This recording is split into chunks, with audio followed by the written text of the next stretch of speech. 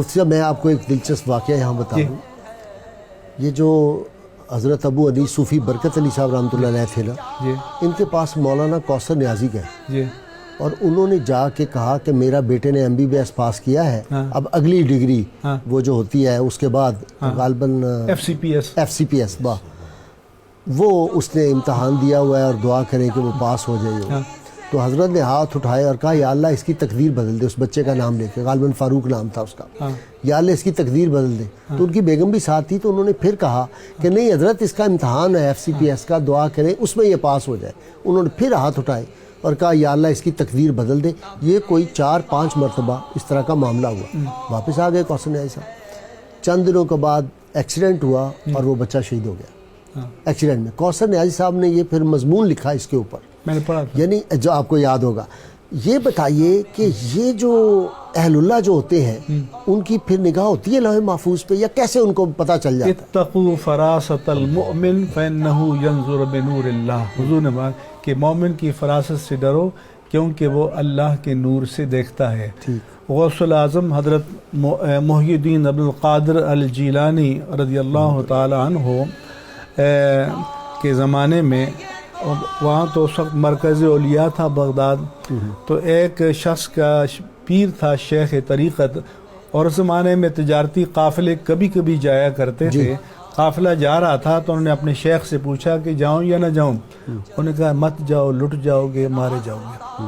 لیکن انسان حریص ہوتا ہے، عربی میں کہ حریص لما منع، جس چیز سے روکا جائے اس کی اور اس میں حرص پیدا ہوتی ہے.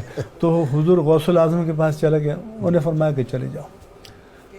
جب تجارت کر کے دولت کما کے واپس آیا، راستے میں ایک جگہ پڑاؤ ڈالا تو وہ نیند میں تھا کہ لگا کہ بھئی ڈاکو آ گئے ہیں، لٹ گئے ہیں، گلے پہ خنجر چل رہا ہے. اسی میں گھبرا کر اٹھا اور دیکھا کہ گلا تو سلامت ہے یا نہیں ہے.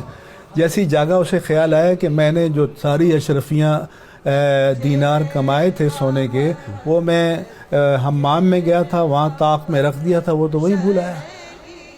دوڑتا ہوا گیا تو وہ وہاں بھی سالم مل گئے. پھر وہ چھرمی بھی مل گئی. صحیح سالم بغداد آیا تو بغداد میں جب داخل ہوا تو اس نے سوچا کہ پہلے اپنے شیخ کے پاس جاؤں جنہوں نے منع کیا تھا، یا غوث الاعظم کے پاس جاؤں جنہوں نے اجازت دی تھی. اسی شش و پنج میں تھا کہ اس کے شیخ سامنے نظر آ گئے.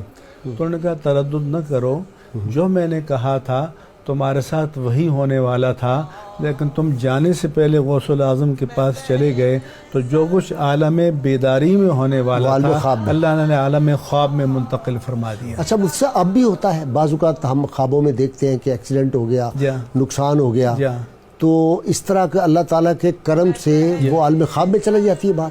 جی ہاں، ایسا ہو جاتا ہے. تو اچھا یہ اس لیے کہ یہ بھی تقدیر کا حصہ ہے، لیکن کسی کی نظر اس پہلے اسٹیپ تک ہوتی ہے. لیکن بہت سی چیزیں دنیا میں ہم کرتے ہیں کہ اس کا رزلٹ یہ آئے گا پرووائڈیڈ ٹو، بشرطے کہ یہ کر لے ہو جائے. تو یہ اللہ کی تقدیر میں کا حصہ ہوتا ہے. جیسے کہ حدیث پاک میں ہے کہ حضرت ابو ہریرہ حضور کے پاس باغ میں گئے تو حضور نے فرمایا کہ ابو ہریرہ جا کر کے دو کہ من قال لا الہ الا اللہ دخل الجنہ. وہ نکلے، انہوں نے نعرہ لگایا، حضرت عمر فاروق نے ان کو یہاں چھاتی میں مارا اور کہا رک جاؤ. وہ گئے، کہتے وہ گر گئے تھے. جی ہاں، سیدنا عمر فاروق کا قد بہت تھا اور ابو ہریرہ اتنے سے تھے. تو وہ گئے، یا رسول اللہ آپ نے مجھے یہ فرمایا تھا، میں آپ کا پیغام پھیلانے گیا، یہ عمر فاروق نے میرے ساتھ یہ کر دیا. تو حضور نے فرمایا کہ عمر کیسے کہا کہ انہیں عرض کیا یا رسول اللہ لوگ عمل کو ترک کر دیں گے. تو حضور نے آیا کہ لِأَلَّا يَتَّقِلِ النَّاسِ، ایسا نہ ہو کہ لوگ اس بشارت پر تکیہ کر کے عمل سے اپنے آپ کو مبرہ سمجھیں. تو پھر حضور نے آیا کہ ٹھیک ہے ابو ہریرہ، لوگوں کو عمل کے راستے پر چلنے دو. تو اس لیے یہ تقدیر کے ایسا ہوتا ہے. اور یہ قرآن مجید میں ہے کہ فَأَمَّا مَنْ أَعْطَى وَاتَّقَى وَصَدَّقَ بِالْحُسْنَى فَسَنُيَسِّرُهُ لِلْيُسْرَى، کہ جس نے اپنا مال اللہ کی راہ میں دیا، تقوی کو اختیار کیا اور نیکی کی تصدیق کی اور نیک کاموں کی، تو ہم یسرا جنت کی راہوں کو اس کے لیے آسان کر دیں گے.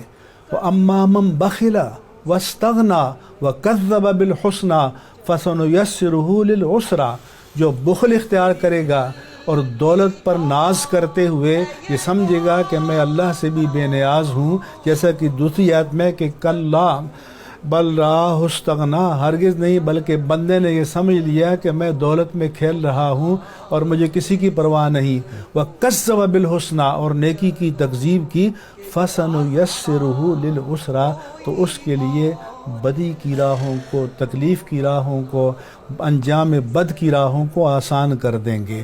حدیث میں فرمایا کہ فَكُلٌّ مُيَسَّرٌ لِمَا خُلِقَ لَهُ، ہر ایک کے لیے جو اس کی منزل ہے اس کی راہوں کو آسان کر دیا جاتا ہے۔ تو اس کے معنی جو آپ نے سوال کیا یہ ہے کہ یہ تقدیر کا حصہ ہے، کہ ایک اسٹیج ہے اس کو تقدیر معلق کہتے ہیں، اور تقدیر معلق کے کہ ظاہری اسباب میں یہ فائنل اسٹیج ہے۔